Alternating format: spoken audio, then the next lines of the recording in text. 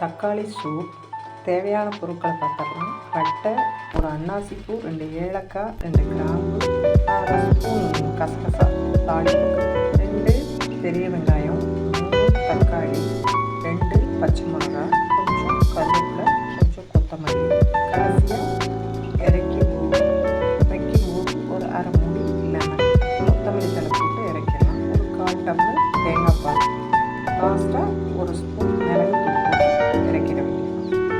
பாசிப்பருப்பு வேக வச்சு அந்த தண்ணியை கரைச்சி வச்சு இதாங்க. வாங்க செய்முறைக்கு போகலாம். நாளிகை ஜாமான் போட்டாச்சு. வெங்காயம் போட்டுட்டேன், பச்சை மிளகாய் போட்டேன், கருவேப்பிலை. நல்லா வெங்காயம் வதங்கணுங்க. தக்காளி போட்டுடலாம். தக்காளி நல்லா சாஃப்டாக வதக்கிடணும்.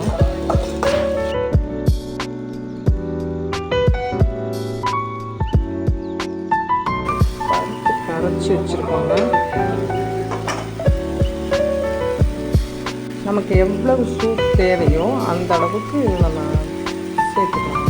தண்ணி ஊற்றி பருப்பு கொஞ்சம் போட்டால் போதும்.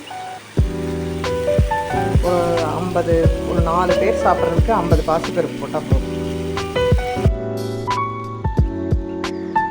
கொதி வரட்டும், நல்லா கொதிக்கணும். கொதித்த பிற்பாடு சிம்மில் வச்சுட்டு, அடுப்பை சிம்மில் வச்சுட்டு, கடைசியாக தேங்காய் பால் 1/4 டம்ளர் ஊற்றிட்டு, மிளகுத்தூள் போட்டு, லெமனை கடைசியாக தாங்க ஊற்றணும். இல்லைன்னா ஒரு மாதிரி கடுத்த மாதிரி ஆகிடும், டேஸ்ட் குறைஞ்சிடும்.